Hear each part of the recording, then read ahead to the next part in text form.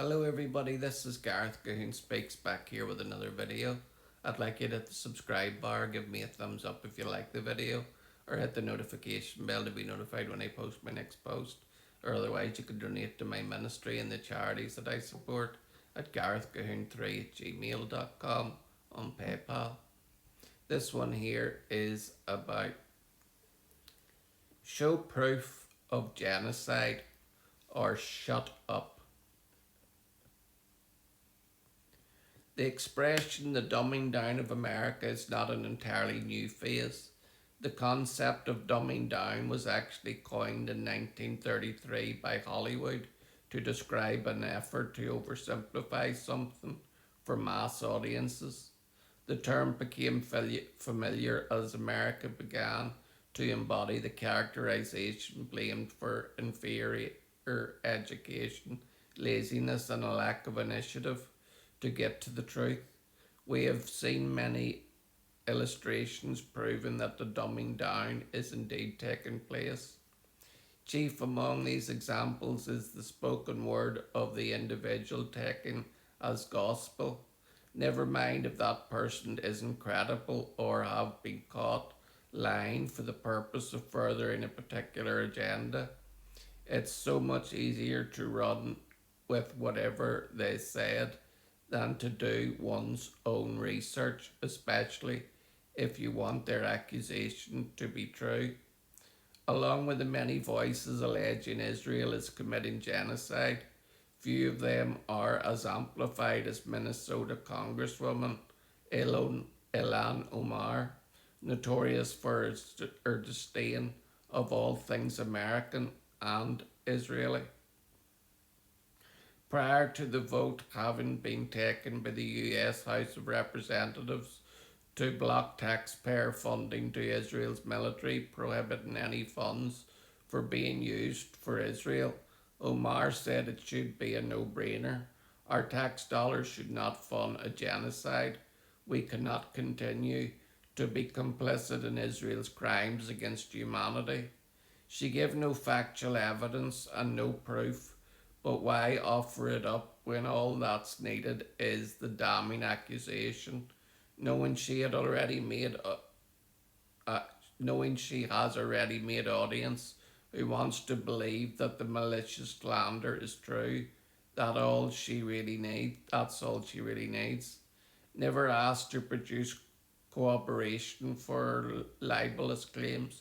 She can get away with such incendiary indictments, escaping the scrutiny of a challenging media and public. And while it's maddening that no one ever demands that she back up her charges, it's time that an official leader or lawmaker call her out to either show proof of genocide or shut up. Until this happens, her remarks will not go without response, at least by those of us who are committed to setting the record straight. Some proof Israel has not committed genocide. No Gaza genocide has ever taken place at the hands of the Israeli people, its government, or its military. By way of tangible evidence, here are some reliable facts to refute the lying, despicable Congresswoman who should bear the shame for her treacherous dishonesty, defining her as a hater both to the country she claims to serve and towards the nation which has been its most stalwart ally for nearly 8 decades. Israel has never had the specific intent to destroy a national, ethnic, racial, or religious group as defined under international law. The goal to eliminate the terror group Hamas, which perpetrated a massacre with the motive to destroy the Jewish nation, does not qualify as planned intent, especially since Gazans were welcomed into Israel for employment before the barbaric attack. Prior warning to civilians of intended attacks upon the enemy by use of text messages, leaflets, and phone calls completely contradicts a desire to commit genocide. You don't warn the people you're about to murder. After great investigation, independent assessments have determined that Israel is not guilty of genocidal aspirations, nor does defending their population through military action qualify as a genocide. That includes findings by the United Kingdom's Foreign Office as well as the conclusions of retired United States Army officer and researcher of urban warfare, John Spencer, who made multiple trips over the course of nearly 2 years embedding directly with the IDF to research and publicly defend Israel's conduct against accusations of genocide. It is also worth noting that the International Court of Justice, or the ICJ, has never ruled that Israel committed genocide despite having made the charge almost 3 years ago, with the South Africa formerly accused the Jewish state of crimes of genocide. Would a military fixated on genocide also facilitate the distribution of humanitarian aid, including foods, medical supplies, fuel, and much more? Yet Israel has consistently done that ever since the recipients of that aid cheered on Hamas's efforts to slaughter innocent Israelis. Unlike real historical genocides, Gaza's population numbers have remained steady over the past few years. According to the PCBS, which is based in Palestine's West Bank and not controlled by Hamas, there were 2.19 million Gazans at the end of 2022.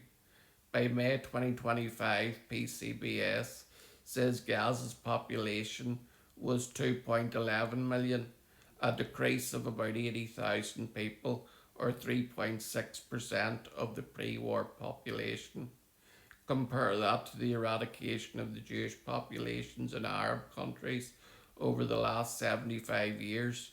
In the best case scenario, 1948's Morocco had 245,000 Jews, which by 2023 shrank to only 2,100. In the worst case scenarios, Yemen, Syria, and Libya, which had 63,000, 38,000, and 30,000 Jews respectively, had none in the year 2023. Iraq, which originally had 135,000 Jews, had only 4 in 2023. So that's what you call a genocide.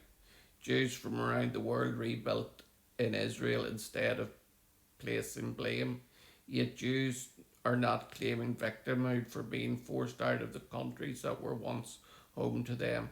Instead, they left everything behind, many losing fortunes, prosperous livelihoods, and everything they held dear, without ever being compensated for those losses.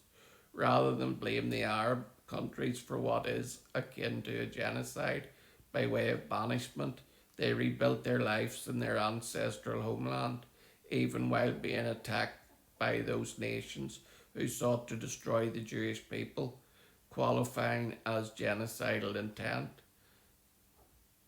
Disingenuous people such as Omar may know all of these documented facts. However, given her inability for further long-held indoctrinated contempt for Israel, the truth is of no interest to her, and it only serves to expose the lies. Of course, if media outlets were committed to unearthing the truth, these viable evidentiary accounts would make their way to the public, who would then have a completely different viewpoint on the many false accusations which have been hurled at Israel by anti-Semites who have an axe to grind. Sadly, we cannot count on reporters who sell more news by dishonestly manipulating the narrative. The preferred version as its favourite scapegoat, filling the role of the perfect foil to hide their own sins. Just look at the many indirections of Omar, which are alleged to include massive corruption scandals and immigration fraud by marrying her brother. Isn't it time she pulls? Is it time she puts up or shuts up? My view is that she should shut up.